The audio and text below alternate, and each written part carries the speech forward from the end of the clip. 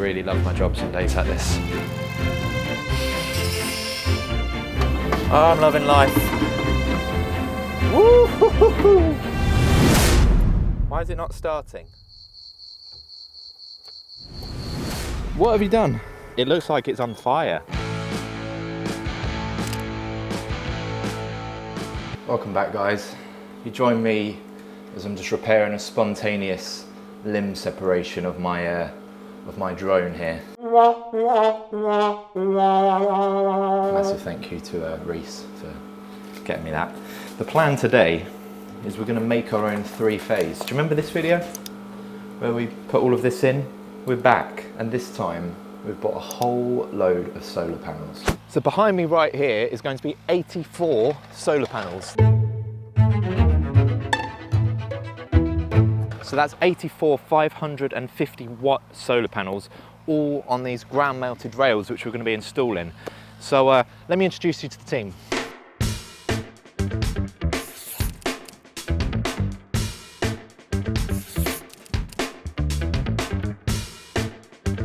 I am sweating bullets, man. It is hot. It's over 30 degrees today. It is well hot. Might be too hot. Step one to this project is going to be running in the cable. So this is a 7-core 10mm cable, and this is the DC cable which will be connecting up our array to the Powerhouse. The cable will be run in, and then it's going to be connected into the Victron system, which is going to be generating three-phase for a big old swimming pool house over there.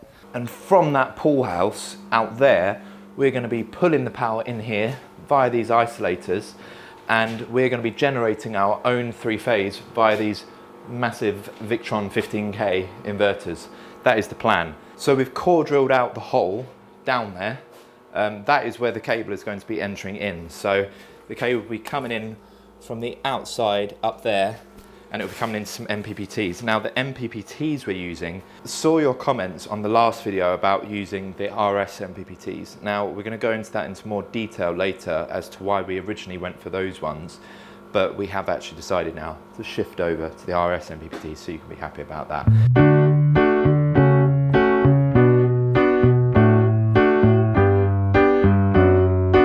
So you see these, each one of these corresponds to a row of panels, right? So we've got planning permission for 7 rows. We're actually only installing 5 for now because that's all that's been requested by the customer. However, we're actually wiring ready to put in 8 rows, so that if we do decide to add to it, the cable's already there, terminated, ready, just on a post.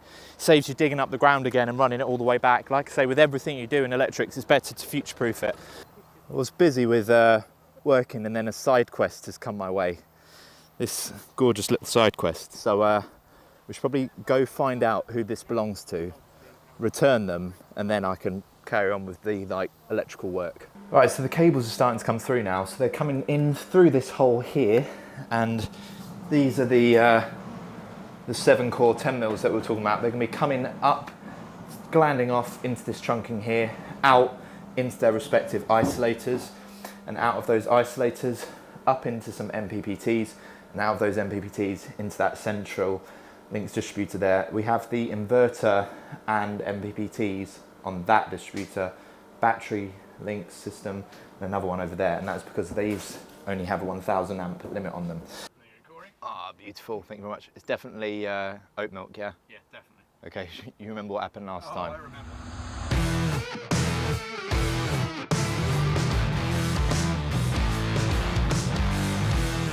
We need a plan. What's the plan? So the plan is Cut the grass. cut the grass. Shouldn't be any problems with that. No. Have you broken it? Yeah. What have you done? I think it's clogged. What, you think? It looks like it's on fire. Get the trench done, get the armour in the ground, all 7 runs of it, and then start screwing in the ground augers. So 7 runs of the 7-core 10mm? Yep. Wow, hefty. Yeah, it's a pretty heavy roll. It's like 400 kilos worth of cable that we've got to unreel. Nice, I bet that was pretty pricey. Yeah. So step 1 today, we need to cut the grass because we've got a whole load more panels going in. Thing is, I've actually not got a clue how to start this thing up. There's a choke here, so it's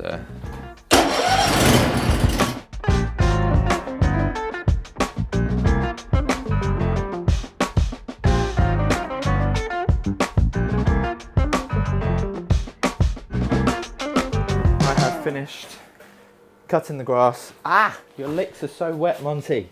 This is our first skin rug who's going to be living in here. These batteries though are pretty cool. These are actually made by Adam and Johnny. I remember talking about them before and having the prototypes, which is these ones here, just to your right there. These here are the prototypes. These are the finished articles. So these are 14.4 usable kilowatt hours of storage, and we've got 10 of them, meaning we have, if your maths is quick, 144 kilowatt hours of storage in here, which is pretty cool. And that'll be going 3-phase. Have a look at this though, the size of that shunt. For a domestic system, I feel this is quite large and quite unusual really. It's not a typical install. Let's go screw some of those ground mount things in. So these screw threads here are augured into the ground by the digger, and they are really heavy and very solid, a bit like me. And then it's kind of a giant Meccano which is going to sit on top of it. What are you doing there, Johnny? So we've set them all in using the laser level, so we know exactly what height they're all at. And then what I'm doing is I'm marking here how far these go into the top of these posts here. There's 3 bolts on the top of these. Shaq's just undoing the bolts ready at the moment, and then these will get slid in to the mark and then done up only lightly, and then we'll get the rest of it assembled, and then if there's any wave in the array or anything like that, we'll just come along and undo them, nudge them individually so it all looks right before we tighten them all down properly. Cool, so I'll just take one to demonstrate with maybe. So Johnny's already made that mark, so my lovely assistant, I'm his assistant. So yeah, they'll just sit in there like that, and then the panels and the mounting system will be built on top of that. So these here are the rails that the panels are actually going to sit on. They're going to be sitting approximately like that, all the way along, except they're all a bit too long in how they're supplied. They need to be cut to 1800, so yeah, I'll quickly chop those down.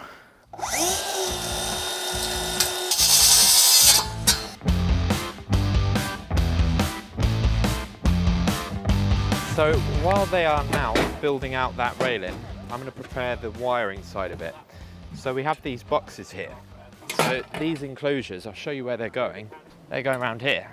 These enclosures have been mounted on here, and you're going to have these armoured cables come in and terminate into the bottom. So I'm hoping to fabricate something, some unistrut and these U-bolts here. So I'm hoping these fit nicely around it. There you go. So they'll go around there, we'll have some unistrut, that mounted onto it, and then a DIN rail connector, because on these rows we've actually got 3 separate strings on each one of these cables. So we'll have to terminate this armoured cable into the bottom of these enclosures, have some DIN rail connectors, and then split it all off. But I think it'd be much easier that I do that inside in the aircon. Let's go inside. I love little jobs like this where it's a bit different, you have to use your brain. You're also doing a bit of physical work. You're creating power. There's like a very nice, satisfying before and after process. Honestly, I love it. I really love my jobs on days like this.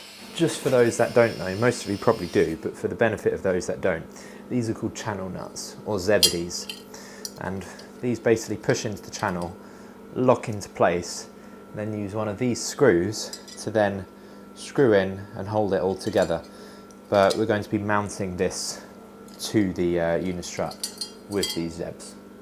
I just got absolutely smashed by a wasp. It's only a tiny little red mark right now, but I feel the bump. It just stung me there. I've rolled my foot down thinking, oh, what was that? I thought I'd caught a hair on something, and then he stung me down by my sock. So that's not very nice, is it? But anyway, I was going out to the van to get these, which are pop rivets. Now, pop rivets are the fixing of champions. You see a self-tapper screw, or you see a bolt, and you're like, okay, yeah, they fixed it, whatever. It is a fixing. You see a pop rivet, and you're like, now that guy right there, he probably likes Scotch whiskey. It's a nice kind of slightly more engineered solution where you put it through, and as you pop it, the rivet, it just expands the back. That's my point for now. I'm gonna get all these pop riveted in. I'm gonna get one built, and then we'll go mount it together, and I'll show you how we do it. Right, so let's get the unistrut mounted. So these little U-brackets are just going to go around there. That's going to pop through. And then the gap between them was 26 to the centre. That's all mounted up, and it is exactly 27 centimetres apart. I think I might just need to grind those a bit more flush. just so that there's no issues there with it conflicting with the box, and then we can get that box mounted.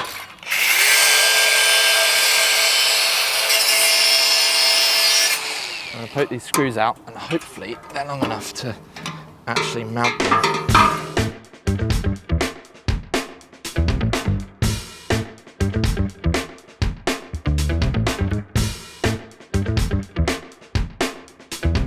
Cool. That is all fixed now. So I've got the back panel prepared, so that back panel can drop in, and then we can actually terminate those armoured cables. I've got a lovely little setup now for the afternoon. I'm going to sit myself down in my comfy chair. I'm going to make them off. All the preparation is done. They're all terminated. All the gland plates are prepped and ready to go. So now it's just the termination, except I just went for a little ice cream run, and I've come back and Adam's already started doing it. But do you want to see the ice cream I got you? Yeah. Oh, give me cornetto. Thank you. These are the best things in the world. Little Moon, try one, please. It'll make me happy to watch your reaction to trying one for the first time. Macau. That's gross. What is it? I don't like it. The yellow bit's nice. The exterior is like a soggy. There you go, just to make sure you fully fully hydrated. go on. I missed that dance. Adam, let's get your reaction to the moon ball.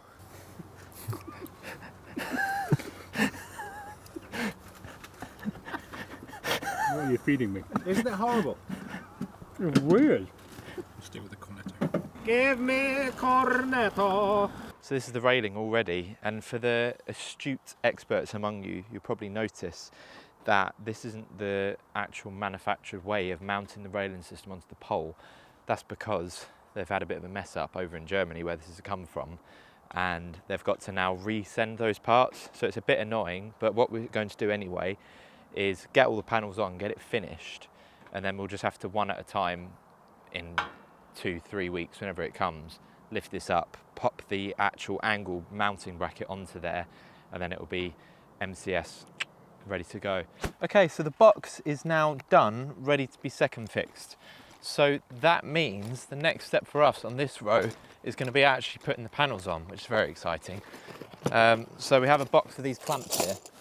I'll show you what they are. Super simple stuff. You've got a mid clamp, which is this one here. So this clamp here basically is going to go in the middle of the two panels, and then we have an end clamp which goes at the end of the row, and obviously that just screws in on the end. So we'll go get the panel. That's going to just go like that, and then fasten down to hold the panel into place. These panels are 550 watt, which is more of a commercial size panel. Big unboxing. What do you reckon? Do we move them straight on, or do we double move them? Let's try one at a time first. Plan the route. They're massive panels. Right, so that's the first panel in, so that's not too bad really. So you'll notice it's a much bigger panel, so it's a commercial size panel. So 550 watts, typically on a roof space at the minute. In England, it's about 400, 450 watt per panel. So yeah, when you've got a ground mount system, you've kind of got the space to play with it, so it doesn't really matter so much. Or if you've got like a warehouse roof, so generally you have a much higher wattage panel.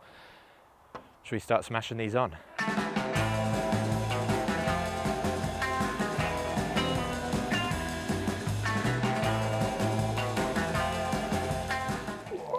We've got the last 5 panels to go, and I think that'll be it for today in terms of panel laying.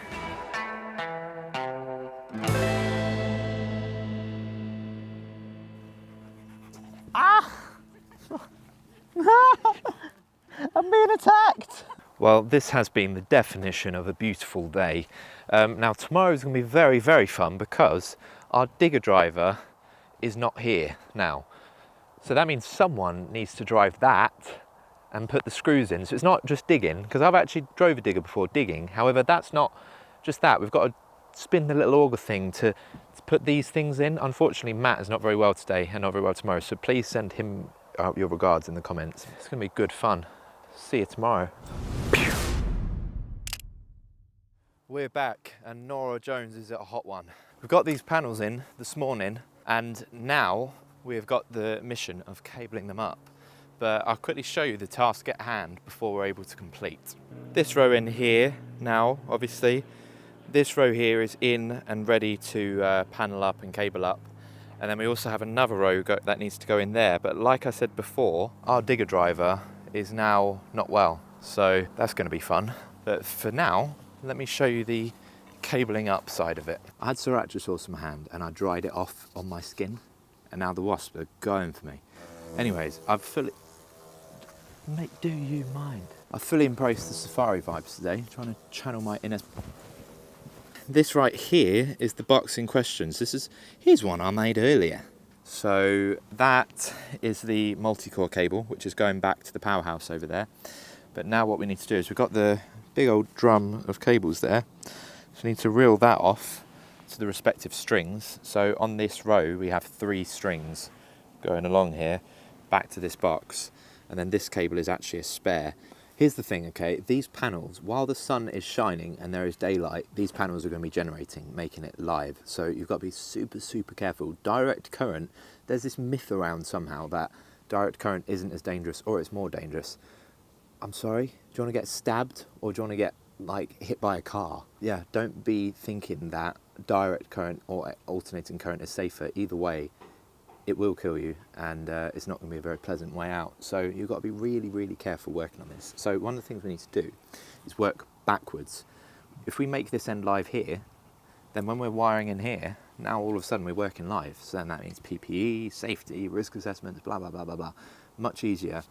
Work backwards. Start from the safe end and work out towards the dangerous end. Let me explain how. Right, so you see the isolators are wired up. That is going to be our safe point. So that's a point of isolation. It's a point that we can easily and reasonably switch off. So we'll be coming out, wiring those up, and then we know that we can safely isolate that and work from this point.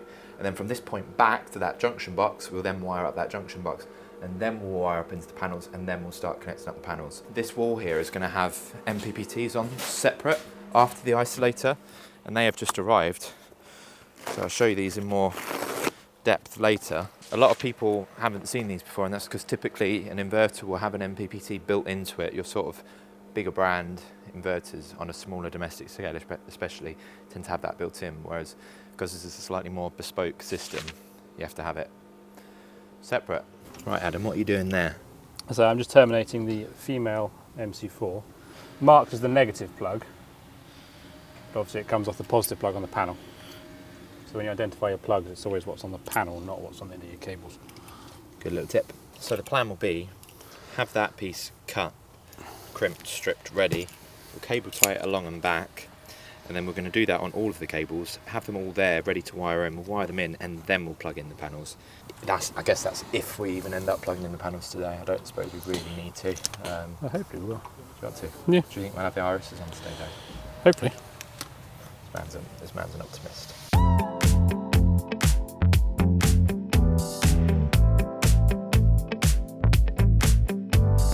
So, inside my little bag of wonder, I've got something that is completely unnecessary, but as are the best things in life. And my labeler, basically, I have heat shrink labels for it. And I ordered them off Amazon. They're not the branded brother ones, they're just some cheap ones I found. But they do the job perfectly. What would you like me to label this as, Adam? It's 3 positive. 3 positive. Yeah. There you go, so that is now printed out. Some nice heat shrink labels which I can stick on there and get shrunk. So these are all labelled up now, ready to go in. So that's string 3, and he's just working along zip tying them. So now we just have to do that a load more times, and this is all wired up.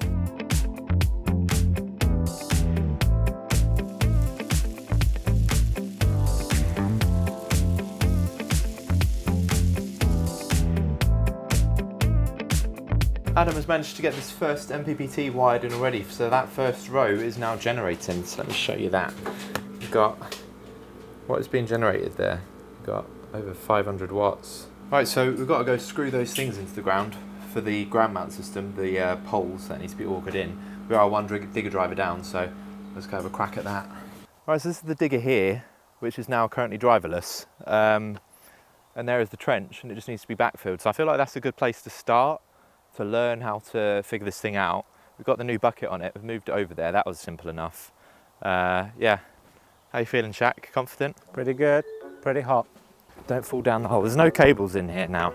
I figured out the most of the simple functions. The coil's a little minute to warm up. Why is it not starting? Good start. This is harder than it looks. This is the most fun I've ever had in my life. My absolute best life over here. Gosh. Oh, I'm loving life. Woo-hoo-hoo-hoo. Do you know who else is having a great day? The ticks. All the ticks are having a fantastic day. I can hear their soft little voice beckoning me in. Here, come into the long grass. Come into the long grass so I can nibble on your legs. I absolutely love this. I think I'm going to sack off electrics and be a digger driver. Not very good at it yet, but I could be. Begs the question, why did they not use these in the olden days? Why do they used to have to do everything by shovel? This is so much more fun. Like, the Great Wall of China could have been the average Wall of China with the amount of effort it took. If they'd have just, you know, used this. So just gentle movements, that's it. And bring it down, lovely.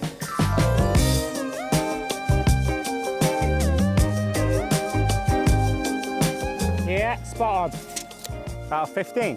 Oh, solid 10. Yeah, you're going to edit that to say out of 10, aren't you?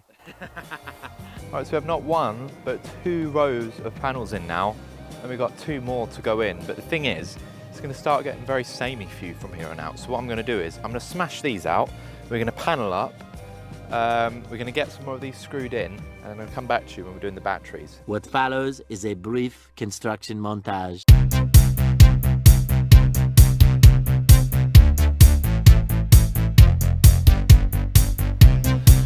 I said I'd come back when there was something interesting.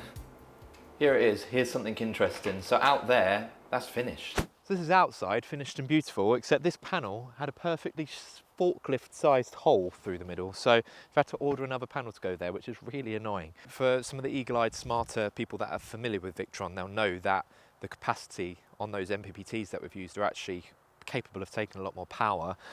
And that is because we're going to be expanding this system quite significantly in the coming months. So here we are inside here. This is the plant room and this is it all finished. So I'll give you a quick tour. So we've got 3 inverters here. These are 15K Victron inverters. Each one of them syncs to A phase. So at the minute there is no grid supply over here, is there? No. This is all off-grid energy. And you see all of these batteries here. These are the lovely Lemon Energy batteries, 14.4 kilowatt hours of usable storage. Usable at our stated minimums and maximums. And there is 10 of them, so that makes 144 kilowatt hours of storage. Usable. Nice. And then we have our MPPTs, so we have 1 per row, basically. Let's show you what it's actually generating then, yeah? Moment of truth. Right now, the sun is barely shining, and we got 30 kilowatts of solar going in there. Already, the sun just nipped out from behind the clouds earlier and it went up past 40 kilowatts. What is the kilowatt peak of this system? 45? 45 kilowatt 45? peak. Yeah, Yeah, that makes sense. Well, that's a lovely title for this video, 45 kilowatt peak solar array. We want to transmit the excess solar energy from this up into that pool room to do at least a little bit of heating just on that immersion tank. And we've been monitoring the loads for this swimming pool house, which is now built and running. And we've been monitoring the loads over the weekend because rather than just keep looking at adding more solar, we're trying to see if we can make the home run a bit smarter to actually consume less. I don't know if you can hear it now, but that what's kicked in is running at a 6 kilowatt constant load, and it's also drawing from an oil boiler, which is not right. Right, so this here is the air handling / heat recovery unit. And should it be ramping up and down like that? No, it should stay at a fairly continual Yeah, it's very loud, and I'm pretty sure it shouldn't be running that ragged. Do you have the VRM there? So this is just for this room right now, 5.216 watts, or sorry, 5.2 kilowatts. That's pretty high. A lot. And it seems like this boiler is kicking in as well. Yeah. Well, that wasn't very complicated to suss out after all. The HeatStar air handling unit has been sold to the customer as something that will basically heat itself up so it can recover heat from atmosphere and then pump that into the pool. But actually, after speaking to the manufacturer, it doesn't do that, so it never should have been wired up that way. And at the minute, it's using the boiler feed. I'll show you. It's using the gas feed from the boiler to go in there to actually heat it up. The whole reason why they've done that is to get rid of the oil boiler, and they've already sold that to their neighbour, I believe, and that is going. So I've got this product here, which is like a wireless relay, because the trouble is, the distances from this plant room to there are huge. The swimming pool is way over there behind this forest. You're talking at least, I think it was a 150 metre cable run, so probably at least 120 odd metres. But this claims that it can do 500 metres outdoors over FM or 5 kilometres on LoRa. If we can do like a wireless relay, wire the transmitter on the output relay of the Victron and wire the receiver on the input of the immersion heater tank. I'll put a wiring diagram up on the screen now. That should work quite well, but it's just whether or not these can cope with that range. If they can, I'll be very, very impressed. Right, so this is our plan. So this right here is called the servo, and what it does is basically gives the whole system a brain settings. You'll see there's 2 relay outputs which correspond to this. See, relay 2. So what we'll use is we'll have to come out of that and probably into another relay really to step it up to the right voltage, and we can program that relay to do what we want. So we can say on it, look, we want it when these batteries hit 90% state of charge, flick that relay on, which will flick on wirelessly the immersion heater. See that bad boy right there? Yeah, sitting right there on that beautiful little piece of din rail. That right there is a transformer, and that right there is my narration voice. If BBC want to give me a voice, if BBC want to give me a job. I went to a spa the other day. Sorry, this is off topic. It was a spa in Cornwall. Tried to treat the other half. Oh my days. It's one of the funniest experiences I've ever had. All of them talked with this voice. They've been trained to talk so delicately. I've got a proper messed up foot, right? So I broke it when I was younger. So my toe is all... She's like, we're going to start the massage with a foot wash. I was like, okay, that's fine. Yeah, go for it. Bit awkward, but she starts washing my feet, and I say, oh, sorry, just a heads up, I've actually broken that toe. She goes, oh, be careful. I say, oh no, you don't have to worry. It's not painful or anything. I just want to freak you out. She goes, oh, I won't be. But they'll like, close your eyes. So I close my eyes, and she's like, your body is going to accept the oil that is right for your body. So they get this oil. They wait. So this is so off topic. They wave this oil in front of my nose, and she's like, "I'm going to gently touch you when I'm about to, when you need to inhale." So I'm like, "Okay." When I say she gently touched me, she touched my soul. It was flipping heck. Did a butterfly just land on me, or was that you tapping my shoulder? Yeah, I think my body accepts that one. Oh, lavender. Had quite the week, haven't you?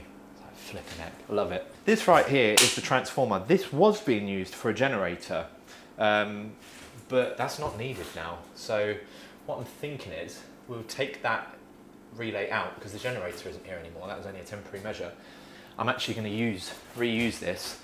I'm going to whack the relay just there. So that will be the transmitter. That's going to transmit the signal over there. And then we're going to have the receiver over the other side doing that. All right, so let me show you what's inside of here. We just have line and neutral, and that is it. So when this gets signal, or sorry, when this gets power, this will transmit a signal. Right, that is wired in, and this what I'm doing right now, I would consider rather prototypey, because perhaps it has already been done by someone. I'm sure there's always a viewer that's smarter than you, little smarty pants. The thing I'm curious about is whether or not that thing will survive the range. So let's walk over there and see. It's really, really loud in here, but this immersion heater here is basically here as like an emergency backup.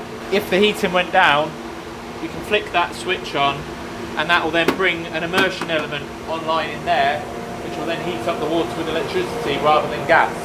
What I'm suggesting we do is put that on permanently via the wireless relay, so that the power will pass through up to the point of this relay and then out and through in there. But that's a smart solution, I think, and it's a good use of this. For what this costs, with the energy that's saved and the time we're doing it, I think it's a bit of a no-brainer really.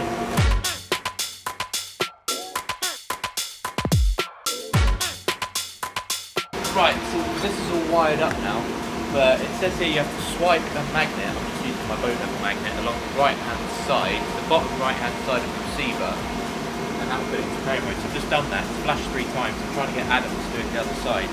5 minutes later. That actually worked, which has blown my mind a little bit because where it's coming from is way over there. So that is in, and it's just a case of programming it on here, which is extremely easy to do. But let me show you round how it all looks now.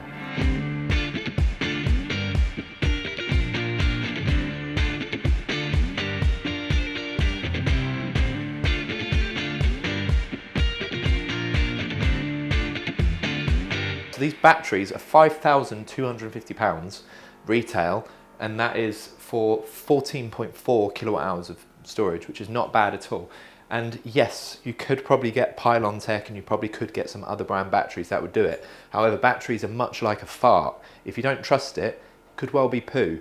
So make sure you get something that you like. You like that one, didn't you? Look at him. He's giggling. So you want to get a battery that you trust, and these cells have had all sorts of testing done to them because they're actually put together here in Poole. So yeah, go check out the link below and I'll get a cheeky little kickback for every battery that you buy through that link, which enables me to stop making videos and go and retire in the Bahamas. What are the unique things about these batteries? Why should people go get my 10% discount code? Because they're UK manufactured. UK manufactured. Yeah. So obviously the cells themselves aren't UK No, manufactured. they're made in China because there's only like 2 factories or 3 factories in the entire world that produce these particular cells, 2 of which are in China. And they're LiFePO 4 batteries, or lithium iron phosphate. Lithium iron phosphates. And they work perfectly with the BMS on the Victron system, but it will also work with pretty much any other BMS that you've got. And they've got the service as well where they'll actually program them for you before sending them out. So if you need any kind of niche battery storage solutions, feel free to go check that out. We're going to make the VRM public. The VRM is the remote monitoring portal, so you'll be able to go on and monitor this install remotely, which is quite cool. So now all that is left to do is to send my invoice for the day. I'm going to show you how quickly and easily I can send an invoice. So found Adam as my customer, I'm going to tap new invoice, 3 days labour. I've got my saved rate on there, and there you go. That was extremely easy and very extremely quick, and that is because I use Tradify. You can have it for 3 months completely free, and also a nice little discount if you go use my code down below, and that enables me to keep making these videos. Thank you so much for watching. See you next time.